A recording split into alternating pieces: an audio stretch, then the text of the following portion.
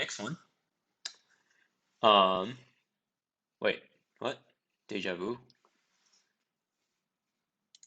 Oh, I guess this is a follow-up. All right.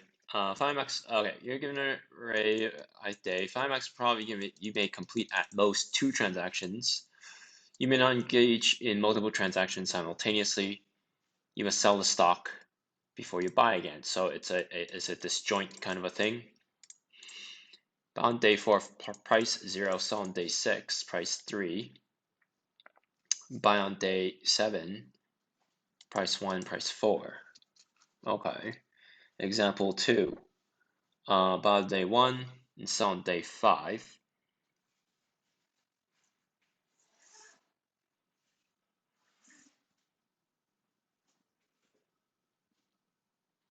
At most 2 transactions, okay.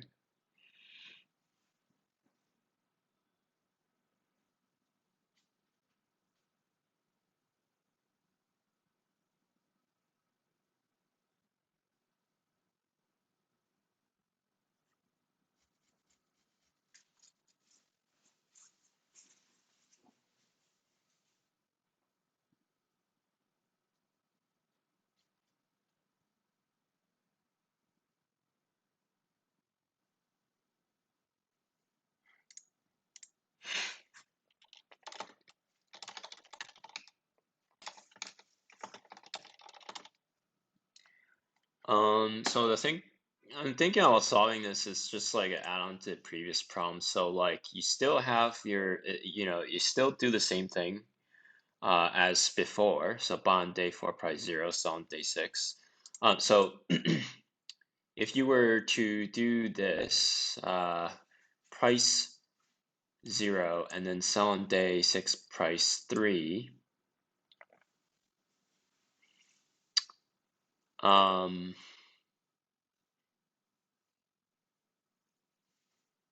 Then all you're left with is all the indices after your buy. So I wonder if there's any relation, like if I do the same thing and I just say, well, 3 is my pointer, this is a 2, okay, this is a 0, and then this is a 3, and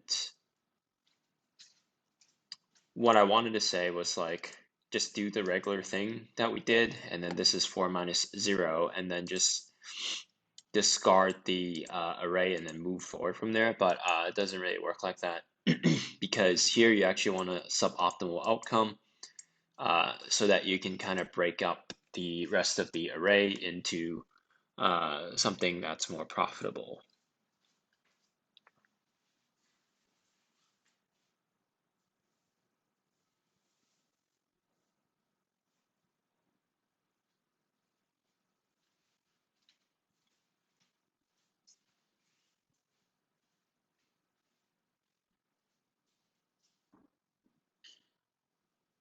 Um,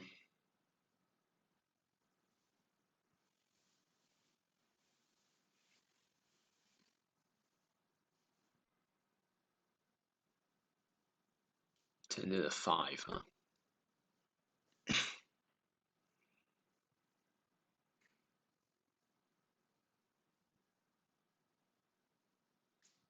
Hmm.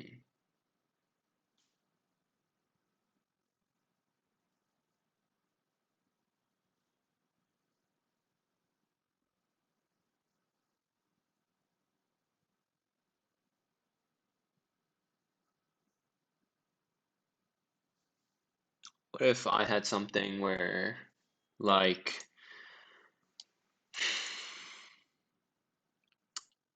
so it starts out the same, but then I would actually have a parallel vector that I label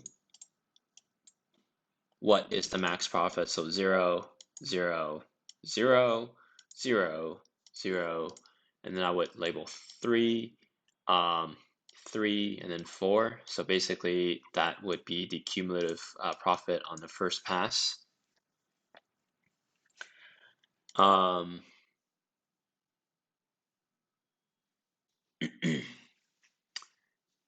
So then basically you want to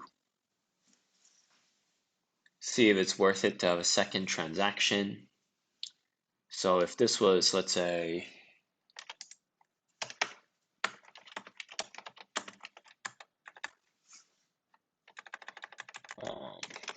profit, max profit, max profit, max profit. This is 3. First pass, max profit.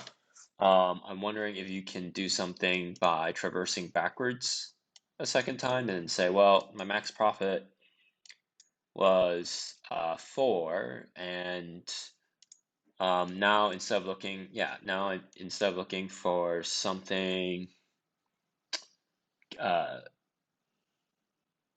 higher, I might be looking for something, sorry, instead of something,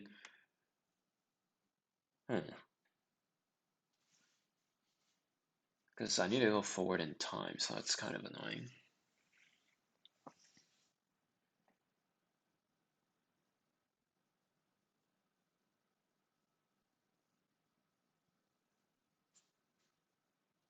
Yeah, so it's kind of like you have a pointer now that is keeping track of the maximum number on the right-hand side.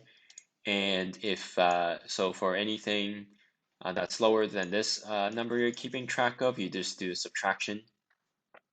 And then if it's like, let's say, a 3 here, then it's this index plus this index. So for example, if I go backwards, let me just fill it all with 0 first. So now I would actually initiate like this. Max profit is 4, 1 is less than 4, so I actually calculate the maximum profit if I were to do 4 minus 1. So I actually would start out 0, and then this is 3. And so is 3 bigger than 4? No, 3 is not bigger than 4. 4 minus 3 is 1, so my max profit is still 3. And so on and so forth. This is 5. So now my pointer will update to a value of 5. 5 minus 3 is 2, and 5 minus 3 is also 2. So, it's all going to be 3s, basically. 3, 3, 3, 3. And then second pass, going backwards. And then I guess if so this is my first transaction, second transaction, first transaction plus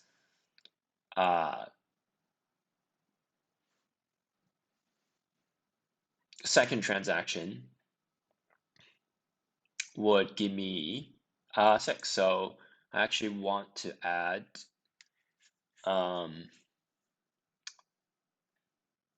so it's not possible for me to finish first transaction if there's less than one element, as it's seen here. So I probably want to do like first transaction of I plus second transaction I plus 1. Or what if this was much longer?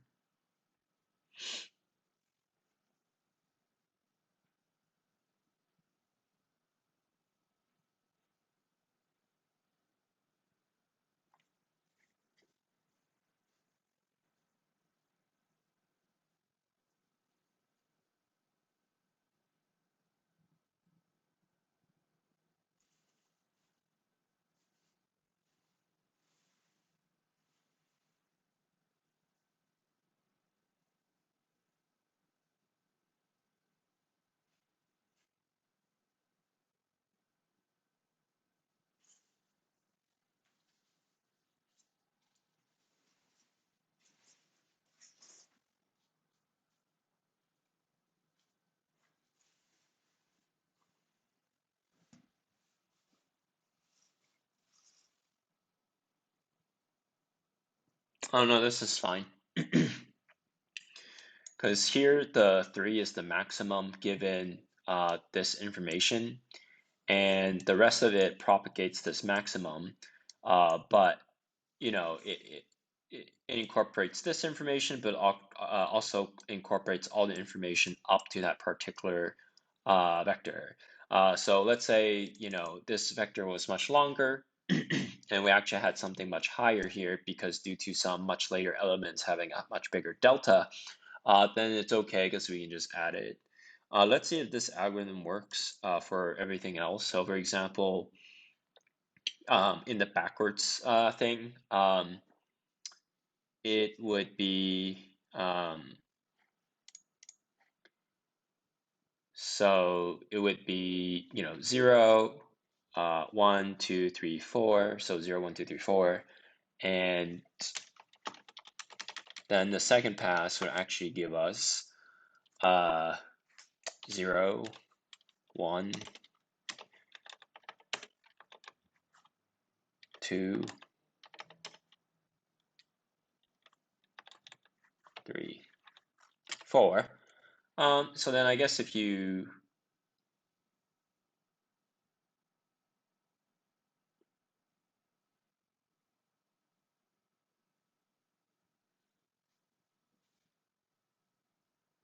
do this, and then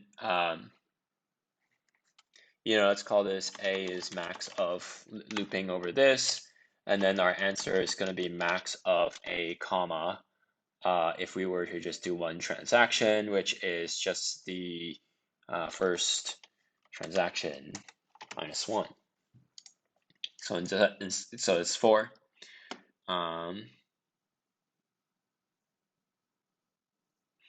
And then this one will return 0 because of the previous algorithm, but then let's try to go backwards.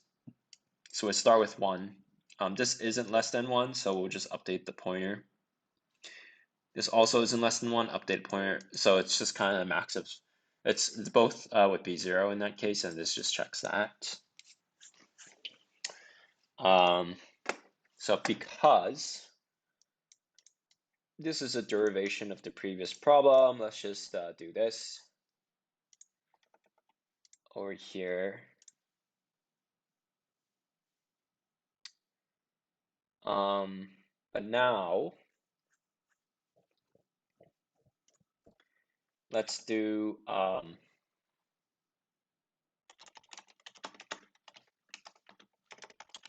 prices, and then second transactions also 0, like the prices. So then first pass is for first transaction. So the algorithm is going to be pretty much the same. So current min is this. And if the price is less than the current minimum, then we do this. And then if the price is bigger than the minimum, we take the delta of it, calculate the profit. And now the thing that's slightly different is that we're not really returning the max score here, but so if profit is more than max score,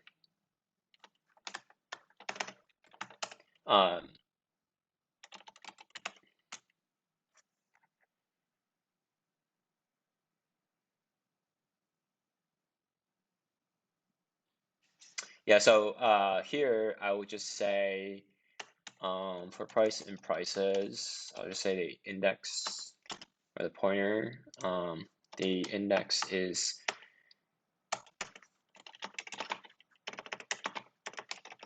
gonna be max score. So the max score is always just gonna increase if we find a better opportunity. But now instead of returning just the max score every single time, we're going to append, well, not append, but like, overwrite, like fill in the array with the max score. And then the index is just plus equals 1. Righto. So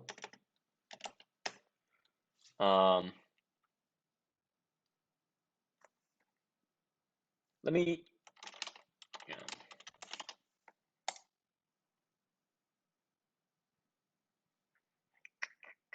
I just want to double check my first transaction's good. And then now I'm going to do, so 0, 0, 2, 2, 2, 3, 3, 4 to 0, 4, nice. And then so let's do second transaction, which is just gonna be the copy paste of this, except in reverse, but I'll just copy it so I don't have to rewrite the structure. Length of prices minus 1, and then this would be like this, the reverse. So now instead of the current min, we're going to have a current max, which is the prices, -1. And then so if the price is bigger than this guy, then the current max is going to be updated price. If the price is less than or equal to current max, then I just want to do the subtraction between the current max and the price, and that's my profit. Here my max score can be reset to 0, so same thing here. If profit is not overriding max score, the max score stays the same, else we'll update with the profit. So now second transactions like this, and then we're going backwards. So we're going back to 0. Yeah, I mean, let's see if this is this array here, but I need to print it.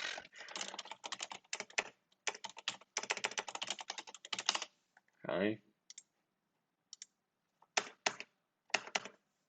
There's probably a much more elegant solution, but you know, I don't know. So why is this 4?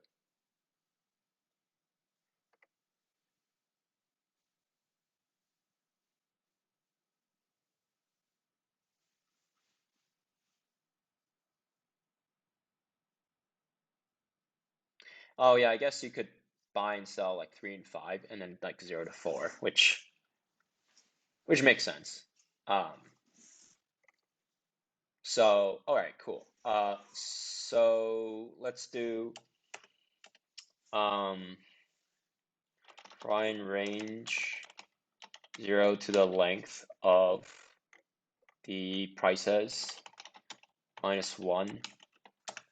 And the reason why we want to do -1 is just because it's staggered off by 1, because we want to do this guy. My max is 0, and then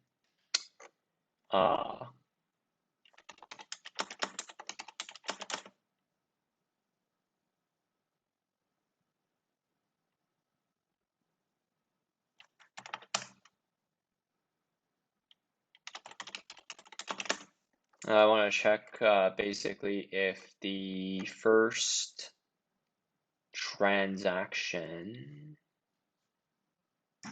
actually how far can we, so it's always 0, and then so we want to start at 1, and then we want to end at this 3. We can actually end here, but that doesn't matter. I'll start at 1 and then end at -2. Because -2 plus 1 is the end, otherwise we'll have an out of bounds issue. So first transaction I plus second transaction I plus 1.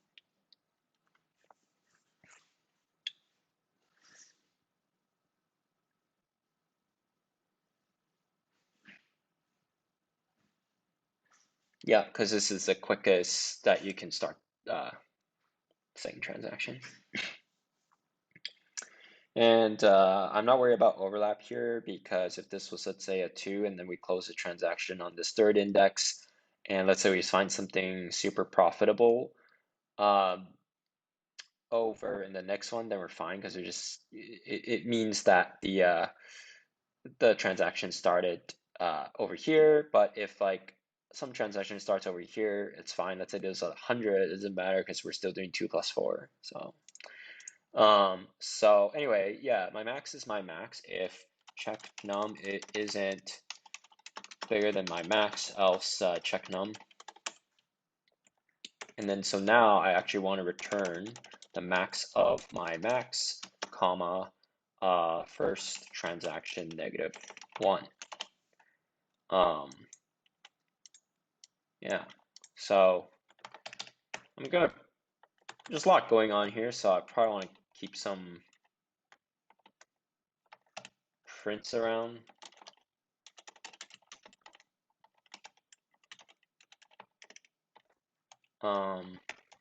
Yeah, so yeah, let's run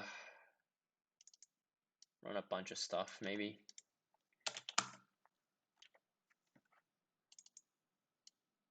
The last case is trivial, so I'm not gonna look at it. And then maybe 2, 8, 1, 9, 33, 0, 0, 2, 33, 1.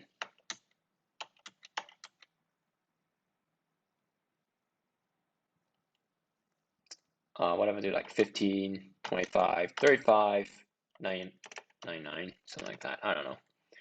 That's right.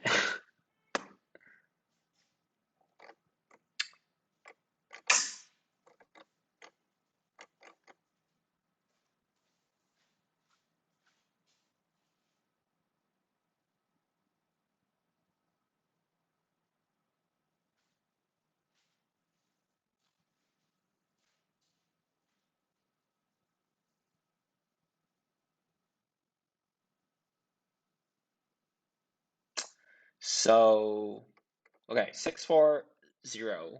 That's cool. This last one is a 131 or not.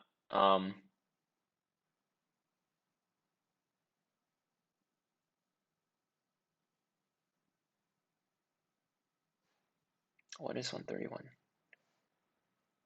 It's one of these, I'm guessing.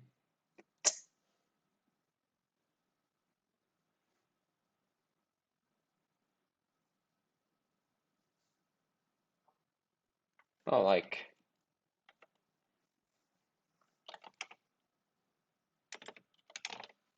no.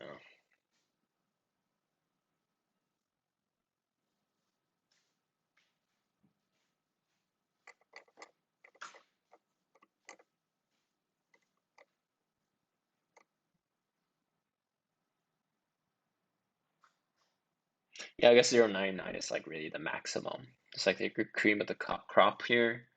And then 32 is like this. Yeah, I mean, I'm happy with this. Maybe let's not print up a bunch of stuff until, like, unless we have something that's failing. Okay, cool. So that one took quite a bit longer. Took, I don't know, like 30 minutes, 20 minutes. So yeah, pretty interesting problem, but let me just stop this right here and then just continue on to the next one.